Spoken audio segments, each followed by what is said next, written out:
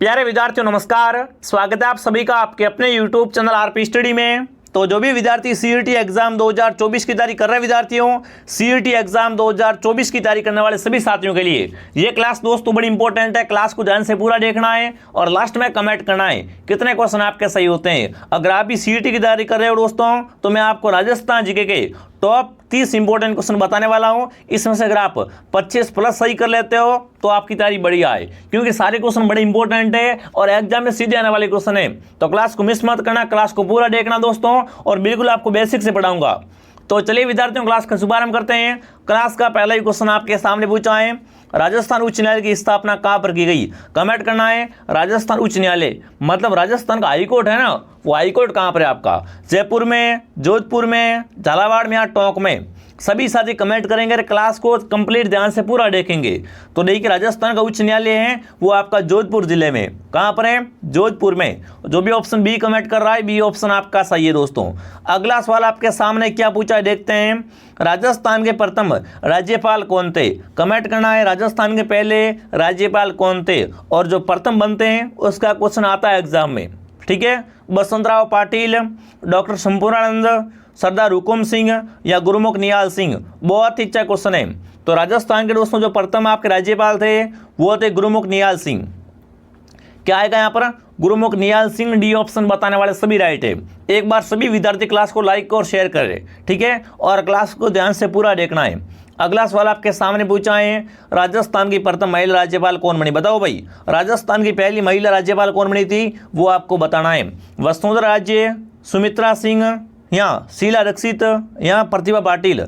बहुत अच्छा क्वेश्चन पूछा है ना। आपसे क्या पूछा है, राजस्थान की प्रथम महिला राज्यपाल कौन बनी थी। तो बिल्कुल वो दोस्तों कौन बनी थी आपकी फटाफट सभी कमेंट करेंगे। क्या रहेगा यहाँ पर? श्रीमती प्रतिभा देवी सिंह पाटिल। ये क्या है दोस्तों? राजस्थान की प्रथम महिला राज्यपाल हैं। चलिए आगे बढ़ते हैं। अगला सवाल आपके सामने दोस्तों पूछा है, राजस्थान का राजकीय लोक नृत्य क्या है। कमेंट करेंगे राजस्थान का आपका है ना राजकीय लोक नृत्य क्या है। फटाफट सभी साथी कमेंट करें। बहुत अच्छा क्वेश्चन है। डांडिया, भरतनाट्यम, घूमर या कथक। तो देखो, राजस्थान का जो राजकीय नृत्य है वो आपका घूमर है। क्या रहेगा दोस्तों यहाँ पर? घूमर ऑप्शन आपका सही रहेगा। चलिए आगे बढ़ते हैं। अगला सवाल आपके सामने पूछा है, राजस्थान का राजकीय चिन्ह है। कमेंट करना राजस्थान का राजकीय चिन्ह क्या है। ये बेसिक क्वेश्चन ये आपको आने चाहिए, और ये क्वेश्चन एग्जाम में बार बार आ रहे हैं दोस्तों, ठीक है ना। राजस्थान का राजकीय चिन्ह आपसे पूछा है, अशोक का सिंह स्तंभ, मछली, कमल या धनुष। राजस्थान का जो आपका राजकीय चिन्ह है वो है अशोक का सिंह स्तंभ। जो भी ऑप्शन ए कमेंट कर रहा है, ऑप्शन ए आपका राइट रहेगा। चलिए आगे बढ़ते हैं। अगला सवाल आपके सामने, राजस्थान का राजकीय गीत कौन सा है। काफ़ी विद्यार्थी ऐसे होंगे जिनको ये सवाल नहीं आते होंगे। मैं आपको बता रहा हूँ दोस्तों, ये बेसिक क्वेश्चन है और ये तो सबको आने चाहिए। तो कमेंट करना है राजस्थान का राजकीय गीत कौन सा है। राजस्थान का राजकीय गीत है, देखिए, सारे जैसे अच्छा हिंदुस्तान हमारा, वंदे मातरम, केसरिया बालम पधारो हमारे देश, या इनमें से कोई नहीं। तो राजस्थान का जो आपका राजकीय गीत है वो कौन सा है दोस्तों? केसरिया बालम पधारोनी मारे देश। जो भी केसरिया बालम कमेंट कर रहा है, सी ऑप्शन आपका राइट है। राजस्थान का राजकीय गीत कौन सा है? केसरिया बालम पधारोनी मारे देश। ठीक है, भूलना मत, काफी अच्छा क्वेश्चन है। आगे बढ़ते हैं। अगला सवाल क्या पूछा आपसे, ये क्वेश्चन आपका भूगोल से दोस्तों पूछा है कि कौन सा भौतिक प्रदेश राजस्थान की जीवन रेखा कहलाता है। बताओ भाई, इनमें से किस भौतिक प्रदेश को राजस्थान की जीवन रेखा कहते हैं। अर्ध शुष्क मरुस्थल, अरावली पहाड़ियाँ, आड़ती पठार या पूर्वी मैदान। आपको पता है राजस्थान की जीवन रेखा है वो किसे कहा जाता है। तो राजस्थान की जीवन रेखा अरावली है, ठीक है ना। राजस्थान की जीवन रेखा किसे कहते हैं? अरावली पर्वतमाला को। चलिए आगे बढ़ते हैं। अगला सवाल आपके सामने पूछा है, गोकुंदा व कुंभलगढ़ के बीच में कौन सा पठार है। कमेंट करना है दोस्तों, गोकुंदा और कुंभलगढ़ के बीच में कौन सा पठार स्थित है। फटाफट कमेंट करें सभी साथी। गोकुंदा और कुंभलगढ़ के बीच में कौन सा पठार है? उड़िया का पठार, आबू, मैसा या बोराट का पठार। तो बिल्कुल बोराट का पठार है। ये कहाँ पर है दोस्तों? गोकुंदा और कुंभलगढ़ के मध्य। ऑप्शन डी आपका सही है। कौन सा ऑप्शन आपका सही है दोस्तों? ऑप्शन डी आपका राइट रहेगा। बिल्कुल, अगर वीडियो पसंद आ रही तो वीडियो को लाइक और सब्सक्राइब करें दोस्तों। अगला सवाल आपके सामने पूछा है, राजस्थान राज्य के कुल क्षेत्रफल में रेगिस्तान क्षेत्रफल कितना है। कमेंट करना है दोस्तों, राजस्थान का जो कुल क्षेत्रफल है ना उसमें से कमेंट करना है रेगिस्तानी क्षेत्र कितना है। देखिए, 40%, 61%, 33% या 52%। बताओ भाई, राजस्थान के कुल दोस्तों क्षेत्रफल में से कितना भाग क्या है आपका रेगिस्तानी है। बिल्कुल बहुत ही अच्छा क्वेश्चन है। तो यहाँ पर आएगा 61%, ठीक है ना। 61% क्या है दोस्तों भाग आपका राजस्थान का रेगिस्तानी क्षेत्र है। बी ऑप्शन आपका राइट है। देख लो कितना अच्छा प्रश्न है, ठीक है ना। जो भी ऑप्शन बी कमेंट कर रहा है बी सही है। अगला बताओ क्या पूछा है, राजस्थान में निम्न में से किस जिले में सेवण घास उगाई जाती है। कमेंट करना सेवण घास कहाँ उगती है। सेवण घास हो गई ये दोस्तों क्या है आपकी गोल्डावन की पर्यटन स्थली है, मतलब यहाँ पर गोल्डावन रहना पसंद करते हैं, ठीक है। और सेवण घास है ये कहाँ उगती है, बीकानेर में, बाड़मेर में, जोधपुर में या जैसलमेर में। तो सेवण घास उगती है जैसलमेर में, ठीक है ना। सेवण घास कहाँ उगती है जैसलमेर में। चलिए आगे बढ़ते हैं। अगला बताओ राजस्थान में शीतकालीन वर्षा का कारण है। देखो पहली बात, राजस्थान में जो शीतकाल वर्षा होती है उसे मावट कहते हैं, ठीक है ना। राजस्थान में जो शीतकाल में वर्षा होती है उसे क्या बोलते हैं, उसे मावट कहते हैं। और मावट होने का कारण क्या है, स्थानीय हवाएं, दक्षिणी पूर्वी मानसून, उत्तरी पूर्वी मानसून या पश्चिमी विक्षोभ। तो देखो शीतकाल जो वर्षा होती है वो किससे होती है, वो होती है पश्चिमी विक्षोभ से।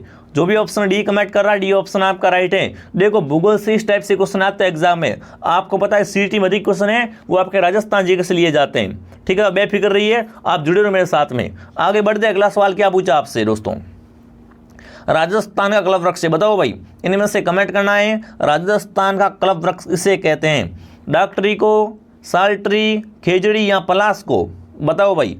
काफी अच्छा क्वेश्चन बन सकता है एग्जाम में कि राजस्थान का कल्प वृक्ष किसे कहते हैं, खेजड़ी है। खेजड़ी क्या है दोस्तों, राजस्थान का आपका कल्प वृक्ष है, ठीक है। और आपसे पूछे पलास क्या है, तो पलास दोस्तों जंगल की ज्वाला है। पलास को क्या बोलते हैं, जंगल की ज्वाला। आपसे पूछ रहा एग्जाम में जंगल की ज्वाला किस वृक्ष को बोलते हैं, तो वो आपका पलास है, ठीक है। और राजस्थान का कल्प वृक्ष है वो खेजड़ी है। खेजड़ी का वैज्ञानिक नाम है प्रोसोपिसिनेरिया, ठीक है। आगे बढ़ते हैं। अगला सवाल आपके सामने दोस्तों क्या पूछा है, राजस्थान का राज्य पुष्प रोइडे का फूल है, इसका वैज्ञानिक नाम क्या है। कमेंट करना है रोइडे का है ना वैज्ञानिक नाम क्या है, फटाफट सभी कमेंट करें। ये जो नाम है वो खेजड़ी का है, अभी बात की मैंने। खेजड़ी का वैज्ञानिक नाम क्या है, खेजड़ी का वैज्ञानिक नाम दोस्तों है प्रोसोपिसिनेरिया। और वहीं पर अगर रोइडे की बात की जाए तो रोइडे का वैज्ञानिक नाम क्या हो जाएगा, फटाफट सभी कमेंट करें। बहुत बढ़िया, काफ़ी विद्यार्थी ऑप्शन सी कमेंट कर रहे हैं, शानदार दोस्तों। क्या रहेगा यहाँ पर, टिकोमेल अंडुलेटा, ये क्या है दोस्तों, रोइडे का वैज्ञानिक नाम है, ठीक है ना। बहुत ही अच्छा क्वेश्चन है।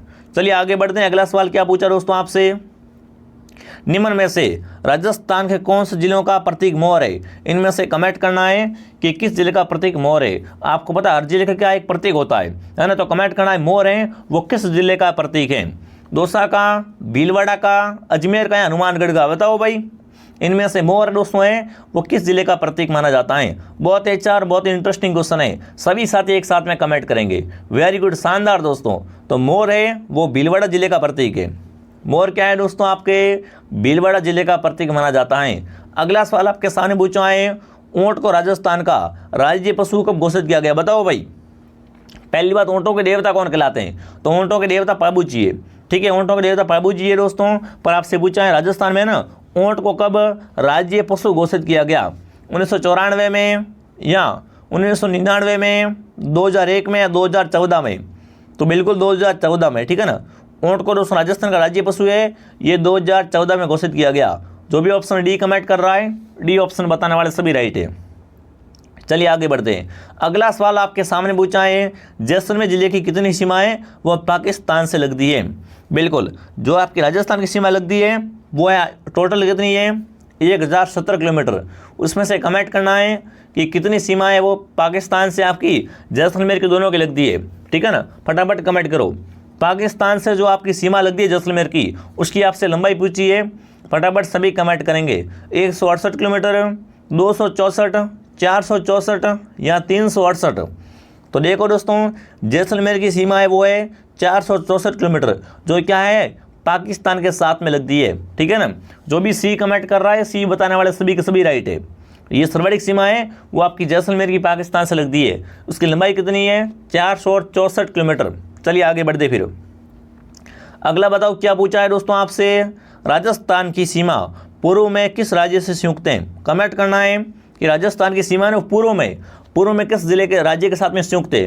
पूर्व में दोस्तों सीमा लगती है वो किस राज्य से लगती है? पंजाब से, हरियाणा से, गुजरात से या उत्तर प्रदेश से? बताओ भाई। जो पूर्व में दोस्तों आपकी राजस्थान की सीमा लगती है वो लगती है यूपी से। किससे? उत्तर प्रदेश से। जो भी ऑप्शन डी कमेंट कर रहा है, डी ऑप्शन आपका राइट है।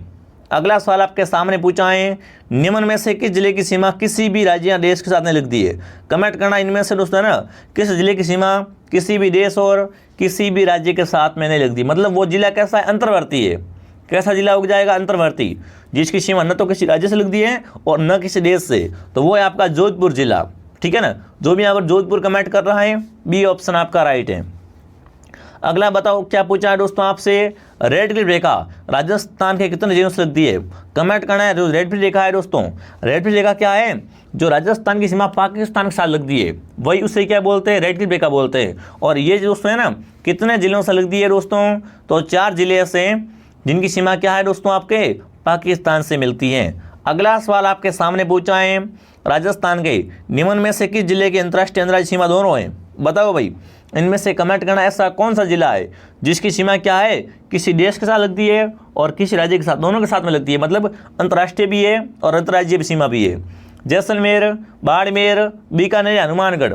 फटाफट कमेंट करो भाई। ऐसा जिला जिसकी सीमा क्या है? किसी देश के साथ भी लगती है और जिले के साथ भी, राज्य के साथ भी लगती है। तो वो आपका बाड़मेर जिला है। ठीक है ना। बाड़मेर की सीमा है वो देश के साथ भी लगती है और राज्य के साथ भी लगती है। मतलब क्या हो गया? अंतर्राष्ट्रीय अंतर्राज्यीय दोनों है। चलिए आगे बढ़ते। अगला बताओ क्या पूछा है, राजस्थान की पाकिस्तान के साथ लगने वाली सीमा की लंबाई कितनी है? अभी मैंने बताया था आपको, है ना। राजस्थान की कितनी सीमाएं वो पाकिस्तान के साथ में लगती हैं? 1020 किलोमीटर, 1070 किलोमीटर, 1120, 1170। तो आपको पता होना चाहिए दोस्तों, राजस्थान की 1070 किलोमीटर सीमा क्या लगती है? पाकिस्तान से लगती है। और इस सीमा का एक नाम रखा गया है, उसका नाम क्या है दोस्तों? इसका नाम है रेड क्लिफ रेखा। क्या है? रेड क्लिफ रेखा। ठीक है, ध्यान रखना। चलिए आगे बढ़ते हैं। अगला सवाल आपसे पूछा है, राजस्थान के निम्न जिलों में से एक जिला जिसकी सीमा उत्तर प्रदेश और मध्य प्रदेश के साथ में मिलती है? करौली, भरतपुर, धौलपुर या सवाई माधोपुर? बहुत ही अच्छा प्रश्न पूछा है, बहुत ही अच्छा प्रश्न पूछा है। ऐसा कौन सा जिला है जिसकी सीमा क्या है? यूपी और एमपी दोनों से लगती है। तो वो जिला हो गया धौलपुर। कौन सा हो जाएगा आपका? धौलपुर की सीमा क्या है? यूपी से भी लगती है, एमपी से भी लगती है। सी ऑप्शन आपका राइट है। चलिए आगे बढ़ते। अगला बताओ, हवा महल का वास्तुकार कौन था? हवा महल आपका जयपुर में। हवा महल कहाँ पर दोस्तों? आपका जयपुर में है। ठीक है, बताओ इसका वास्तुकार कौन था? मांगीलाल, जैता, लालचंद या मनोहर? बिल्कुल, हवा महल का वास्तुकार कौन था? फटाफट कमेंट करेंगे साथियों।